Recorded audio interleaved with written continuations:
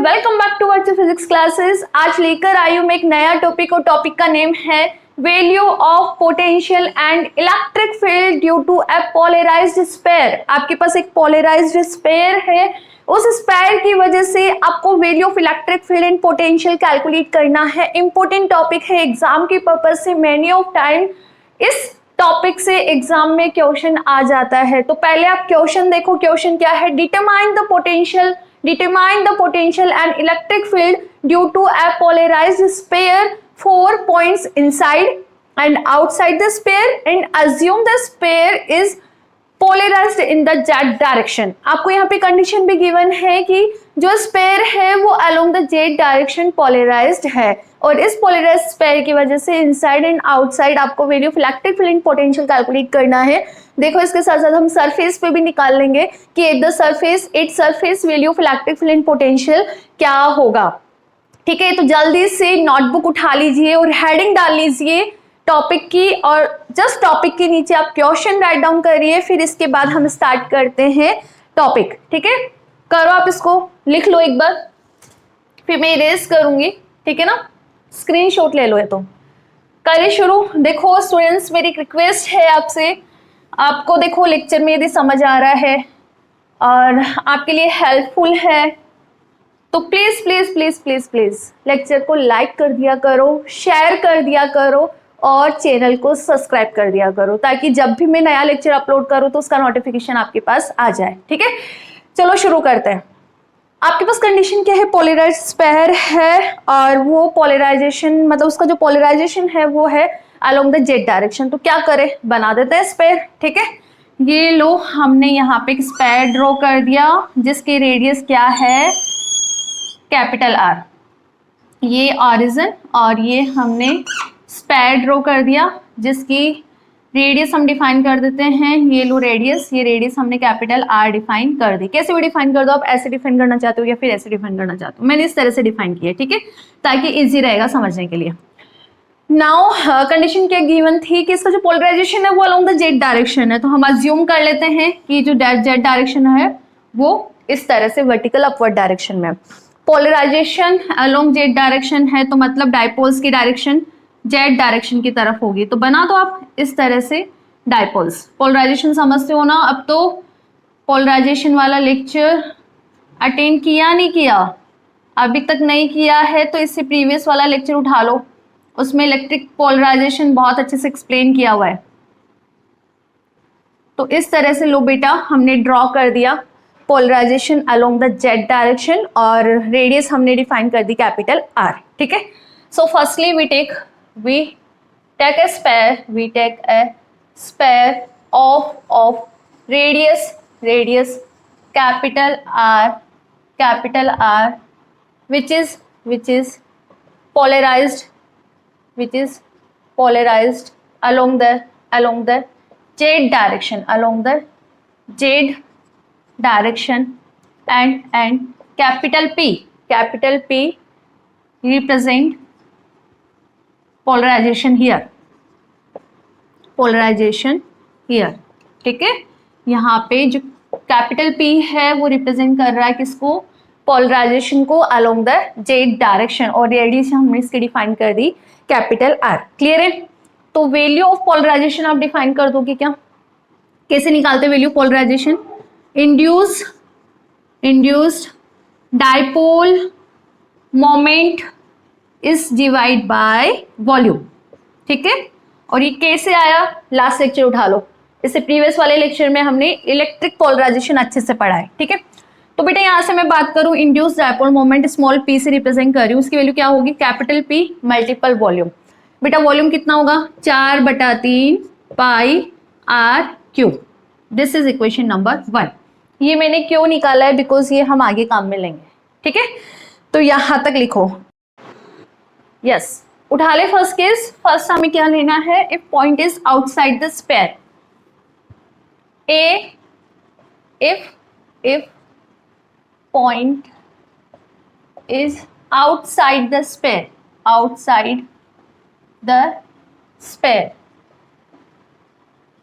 यानी आपका जो स्मॉल r होगा वो इस स्फीयर की रेडियस से बड़ा होगा। ठीक है, दैट टाइम हमें कैलकुलेट करना है वैल्यू ऑफ पोटेंशियल और इलेक्ट्रिक फील्ड। तो क्या करें, for this we take a point outside the sphere it small r distance, ठीक है। so value of potential due to this sphere, बताओ जल्दी से, निकाला हुआ है क्या हमने? यूनिफॉर्म चार्ज डिस्ट्रीब्यूशन की वजह से value of electric potential is the sum of monopole, dipole and quadrupole, calculate करा हुआ है ना। तो वहां हमने कैलकुलेट की थी कि वैल्यू पोटेंशियल आपके पास कितना आता है, के induced dipole moment p, k p cos theta upon r square, मतलब पॉइंट की क्या बोलते हैं, जहां हमें value of electric field and potential calculate करना है उसके डिस्टेंस, यही होता है ना, ठीक है। वहां पे के क्या है आपके पास 1/4 पाई एप्सिलॉन नॉट, ठीक है। स्मॉल पी हमने कैलकुलेट किया था, कितना आ रहा है, capital p multiple 4/3 pi r cube, यही आ रहा था। तो पुट कर देते हैं वैल्यू, तो वी पता लग जाएगा। पुट करो, के को मैं पुट कर रही हूँ यहाँ पे 1/4 पाई एप्सिलॉन नॉट, पी को मैं यहाँ पे पुट कर रही हूँ कैपिटल पी, और यहाँ पे है 4/3 pi capital r cube is divide by r square. जो कैंसिल हो रहा है कैंसिल कर दो, ठीक है। 4 से 4 कैंसिल हो जाएगा, आपके पास है capital p pi r cube, और डिनोमिनेटर में आपके पास रहेगा 3 पाई से पाई भी उड़ा दो, ठीक है। Epsilon naught r square, this is equation number 1। बताओ कोई डाउट नहीं है ना? देखो अपने सारे लेक्चर सीक्वेंस वाइज अपलोडेड है प्लेलिस्ट के अंदर, ठीक है। जैसे जैसे आप लेक्चर्स अटेंड करते जाओगे ना, चीजें आपको समझ आती जाएगी। डायरेक्टली आप इस टॉपिक पे आओगे तो बहुत सारी चीजें हैं लाइक दिस कि ये फॉर्मूला कहाँ से आया, ये फॉर्मूला तो हमने लेक्चर नंबर 1 में ही निकाल लिया, ठीक है। इससे पहले पोलराइजेशन की वैल्यू निकाली थी, इंड्यूस्ड डायपोल मोमेंट कैसे निकाला, पोलराइजेशन की डेफिनेशन से निकाला, जो कि इसके लास्ट लेक्चर में अपलोडेड है। तो मेरी रिक्वेस्ट है, यदि आप ये यूनिट अच्छे से कर रहे हो तो प्लीज स्टार्टिंग से प्लेलिस्ट में जो लेक्चर अपलोडेड है ना, सीक्वेंस वाइज अपलोडेड है, उनको अटेंड करो। जैसे जैसे आप अटेंड करते जाओगे ना, आपको सब कुछ अच्छे से क्रिस्टल क्लियर समझ आता जाएगा, आपको कहीं कोई डाउट ही नहीं रहेगा, ठीक है। फिर भी कोई भी डाउट हो तो कमेंट सेक्शन में कमेंट कर दो। तो वी की वैल्यू हमने निकाल ली आउटसाइड अ पॉइंट, जहां पे क्या बोलते हैं, जो कि स्मॉल आर डिस्टेंस पर सिचुएटेड है। वी कितना आ रहा है आपके पास, की p capital r cube is divide by 3 epsilon naught are square. Clear है ना? याद रखना ये वैल्यू। सो नाउ अब वैल्यू ऑफ इलेक्ट्रिक फील्ड भी निकाल लिए, ठीक है। कैसे निकाले, देखो वैल्यू ऑफ इलेक्ट्रिक फील्ड निकाल लो। अब कैसे निकाले, हमें पता है कि पोटेंशियल और इलेक्ट्रिक फील्ड का रिलेशन क्या होता है, उसको यूज में ले लो। Now we calculate value of electric field A equal to minus का डेल ऑफ V, होता नहीं होता है ना। बट हम यहाँ पे जो वैल्यू ऑफ इलेक्ट्रिक फील्ड निकालेंगे वो निकालेंगे R और थीटा पॉइंट्स के लिए। हम जो पॉइंट यहाँ पे लेके चलते हैं वो उसके जो कोऑर्डिनेट लेकर चलते हैं वो हम स्मॉल r और थीटा लेके चलते हैं। So value of electric field for coordinate R and theta, वो जो आप P लेकर चल रहे थे ना, यहाँ पे P लेकर चल रहे थे ना, स्मॉल r और ये थीटा, इस तरह से वो आपका पॉइंट रहता है। उस पॉइंट की जो कोऑर्डिनेट होते हैं वो क्या होता है, स्मॉल r और थीटा होता है, ठीक है।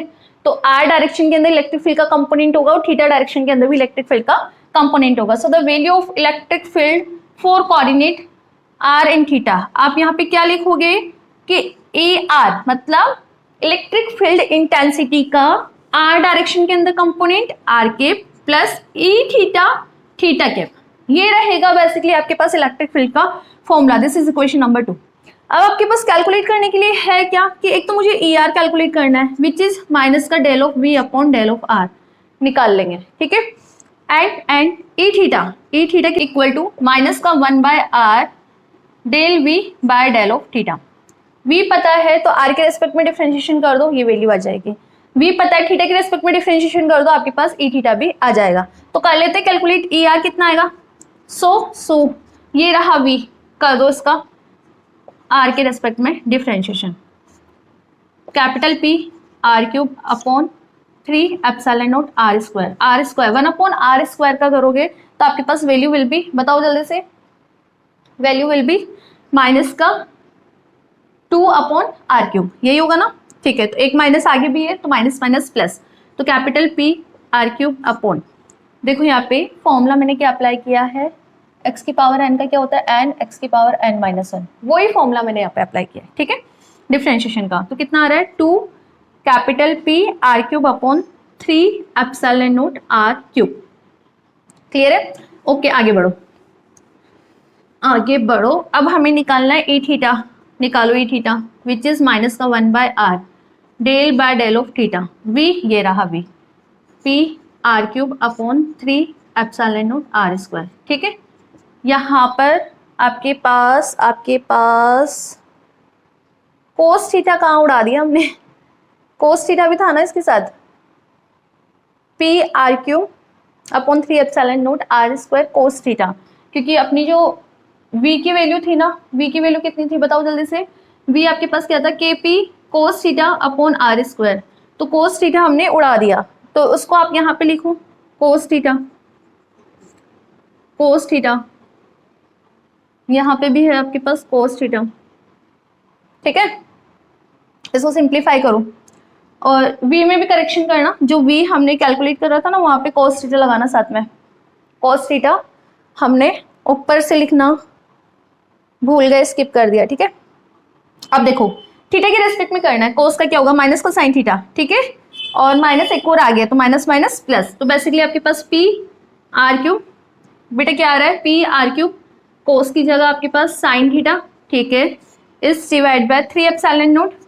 ठीक है, एक आर ये रहा और एक आर स्क्वायर, ये कितना हो गया आर क्यूब, ये वैल्यू आपके पास आ गई किसकी, ई थीटा की, और ई आर की वैल्यू में पता लग गई, तो ई बता दो कितना होगा, value of electric field E आपके पास कितना निकल कर आ रहा है 2 capital P R cube cos of theta is divide by 3 epsilon naught R, 3 epsilon naught are cube R के plus plus P are cube sine theta, P are cube sine theta upon 3 epsilon naught are cube theta cap, this is value of electric field. और यहाँ पे आप अलग से लिख लेना कि v आपके पास कितना निकल कर आ रहा है, v आपके पास निकल कर आ रहा है p are cube cos of theta is divide by 3 epsilon naught are square, this is value of electric field. जब आपने पॉइंट कहाँ लिया है आउटसाइड द स्फीयर, लिख लो जल्दी से। नेक्स्ट अपन निकाल लेते हैं value of electric field and value potential at surface, V निकालो एट सरफेस आप क्या लिखोगे बेटा, जो कैपिटल आर हो किसके बराबर है, स्मॉल आर के बराबर है। ठीक है, वैल्यूज हमने ऑलरेडी कैलकुलेट कर रखी है, इससे प्रीवियस वाले में निकालिए ना, दिस इज इक्वेशन नंबर 1 और इसको क्वेश्चन नंबर 3 दे दो। ठीक है, तो फ्रॉम इक्वेशन 1 एंड 2, 1 ने इसको 2 दो। ठीक है, फ्रॉम इक्वेशन 2 एंड 3 क्या करें, put small r equal to capital are. ठीक है, पुट कर दो, जैसे हम पुट करेंगे तो आपके पास v कितना आएगा, v इक्वल टू पी नीचे भी आपके पास क्या हो जाएगा, चलो मैं पूरा ही कर देती हूँ, r cube cos of theta 3 epsilon naught are square. ठीक है, तो आर को क्या लिखूं मैं, स्मॉल आर, तो आपके पास value will be P small R cube cos of theta upon 3 epsilon naught are square. Clear है, तो v आपके पास कितना आ रहा है बेटा, आर स्क्वायर कैंसिल, तो P R cos of theta, ये पी आपके पास polarisation upon 3 epsilon naught. Clear है, ठीक है, और आर कॉस ऑफ थीटा को क्या मैं जेड लिख सकती हूँ, देखो ये वैल्यू ऑफ आर है, ये थीटा है, ये आपने जेड डिफाइन किया है, तो r cos of theta by the diagram आपके पास क्या हो जाएगा, जेड बाय डायग्राम। ठीक है, तो आपके पास वैल्यू कितनी आ रही है, P small Z upon 3 epsilon not, this is value of electric potential. हम कह सकते हैं at surface value of potential is depends on only z coordinate। Clear है, सिमिलरली इलेक्ट्रिक फील्ड निकालना है, ये लो इलेक्ट्रिक फील्ड तो ये रखा हुआ है, ये वैल्यू। ठीक है, इसी के अंदर हम क्या पुट कर दे, कैपिटल आर को स्मॉल आर पुट कर दे। इसको लिख लो, मैं थोड़ा सा इरेज कर दूं क्या, ये इरेज कर रही हूं मैं, ठीक है। Now value of electric field, now value of electric field निकाल लो, अब तो खुद से निकाल लो। क्या करें, put small are capital R को स्मॉल आर इन इक्वेशन 3, बता दो वैल्यू ऑफ ई कितना आ रहा है आपके पास। E will be equal to 2p small R cube cos of theta upon 3 epsilon naught are cube p small R cube sine theta upon 3 epsilon naught small R cube theta cap. तो value of electric field E equal to 2 capital P cos of theta, ये capital P है ना, polarisation, एक second black pen, इस divide by 3 epsilon naught R के plus capital P मतलब polarization sine theta upon 3 epsilon naught theta cap. This is value of electric field, लिख लीजिए जल्दी से। नेक्स्ट देखो इनसाइड, निकाल लो। थर्ड आपके पास क्या हो जाएगा, value of potential and electric field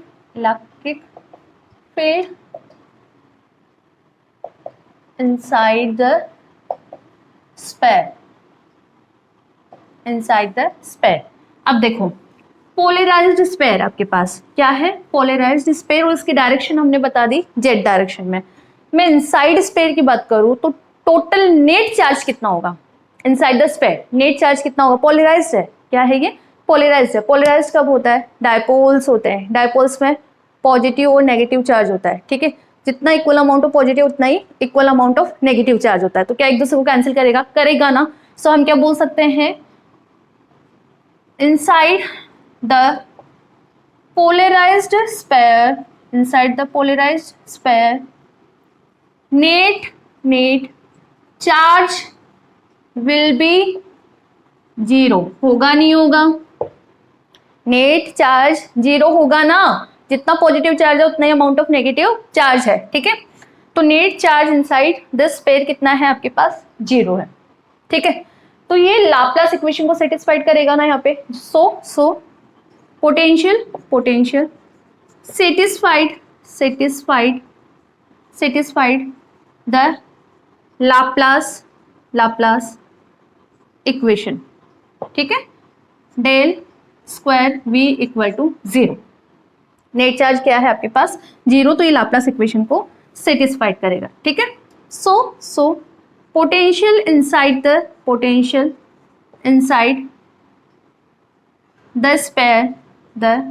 sphere is equal to potential at the surface of sphere, किसके बराबर होगा ये, surface of the sphere. In this case जो आपका पोटेंशियल होगा इनसाइड टोटल चार्ज क्या है, जीरो, तो इन दिस केस जो पोटेंशियल की वैल्यू होगी वो किसके बराबर होगी, जितना इसके सरफेस पे है। सो वी ऑलरेडी कैलकुलेटेड कि वी कितना आ रहा था सरफेस पे, देखो यहाँ पे सरफेस पे हमने क्या पुट करा था, इसको आर क्यूब, ठीक है, आर स्क्वायर से ही कैंसिल, तो आर कोस थीटा मतलब P Z upon 3 epsilon not. तो आपके पास कितना आ रहा था, P Z upon 3 epsilon not. तो ये आपके पास वैल्यू पोटेंशियल आ गई, इक्वेशन नंबर 1, ठीक है। अब देखो इलेक्ट्रिक फील्ड निकालना है, E विच इज माइनस का डेल ऑफ V, ठीक है। बट हियर जो A है वो किस पर डिपेंड कर रहा है, ओनली जेड कोऑर्डिनेट पे डिपेंड कर रहा है ना, जेड कोऑर्डिनेट पे डिपेंड कर रहा है। तो हम यहाँ पे EZ कैलकुलेट करेंगे विच इज माइनस का del V by del of Z। EX और EY तो आपके पास क्या हो गया, zero, because it's only depends on Z coordinate. तो कैलकुलेट कर लेते हैं हम लोग कि EZ कितना आएगा, EZ इक्वल टू माइनस का del by del of Z, V ये रहा, क्या है आपके पास, P Z अपॉन 3 एप्सिलॉन नॉट, ठीक है। Z का Z के रिस्पेक्ट में करोगे तो आपके पास वैल्यू विल बी माइनस का P upon 3 epsilon not which is uniform है या नहीं, है ना। इलेक्ट्रिक फील्ड की वैल्यू इनसाइड क्या होगी, यूनिफॉर्म होगी, बिकॉज डिपेंड ही नहीं कर रही, किसी कोऑर्डिनेट पे डिपेंड ही नहीं कर रही। And direction of electric field opposite होगी किसके, पोलराइजेशन के, बिकॉज यहाँ पे नेगेटिव साइन है। It represent the value of electric field inside the sphere is uniform, inside the sphere is uniform, and direction is opposite to polarization,